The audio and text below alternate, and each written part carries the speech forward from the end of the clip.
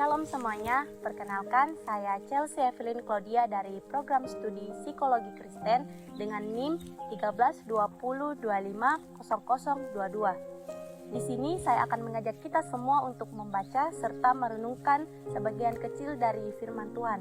Tetapi sebelum itu, mari kita satu dalam doa. Ya Allah Bapa kami dalam kerajaan surga, kembali lagi kami anakmu tunduk di hadapan hadiratmu, menandai segala berkat yang telah Engkau limpahkan kepada kami semua. Terima kasih ya Tuhan atas pernyataanmu dalam setiap langkah kehidupan kami. Dan sekarang kami akan membaca sebagian kecil dari firman-Mu. Berkatilah firman-Mu itu agar dapat tertanam baik dalam hati dan pikiran kami.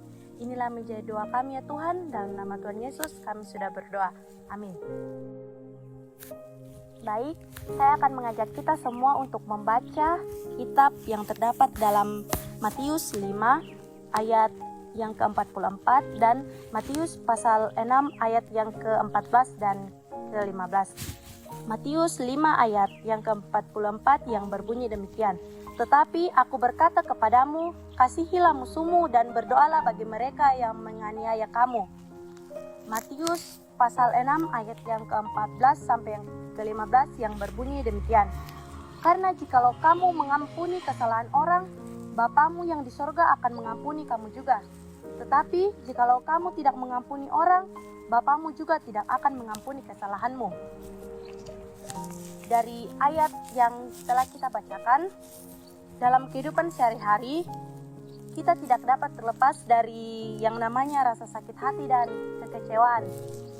Dalam lingkungan masyarakat, dalam lingkungan kampus, serta bahkan dalam lingkungan keluarga kita sendiri, ada banyak hal dan pasti akan ada perlakuan atau perkataan yang dapat menyakiti bahkan melukai hati kita. Namun di tengah kenyataan yang menyakitkan itu, kita perlu mengingat bahwa Yesus Kristus telah berkata, jika kamu mengampuni orang, maka Bapamu akan mengampunimu. Tetapi jika kamu tidak mengampuni, maka Bapamu pun tidak akan mengampunimu. Ayat ini mengingatkan kita bahwa pengampunan adalah kunci utama dari hubungan kita dengan Tuhan. Di dalam kehidupan sehari-hari, seringkali kita juga menyimpan luka, kekecewaan, serta amarah.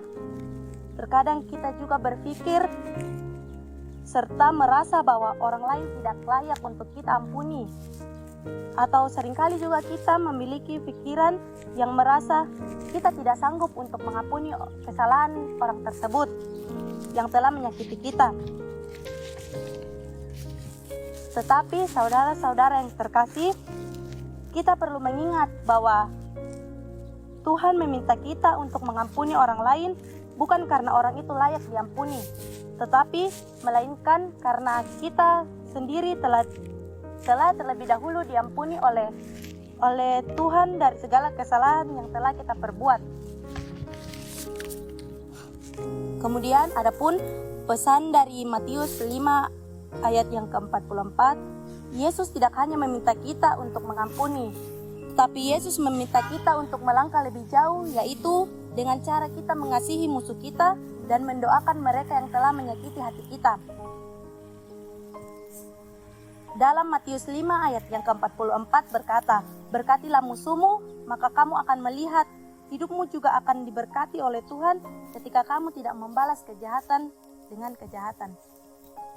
Ketika kita mengampuni, berarti sama halnya kita telah mengizinkan Tuhan untuk ikut berperkara ke dalam kejahatan yang ada dalam kehidupan kita.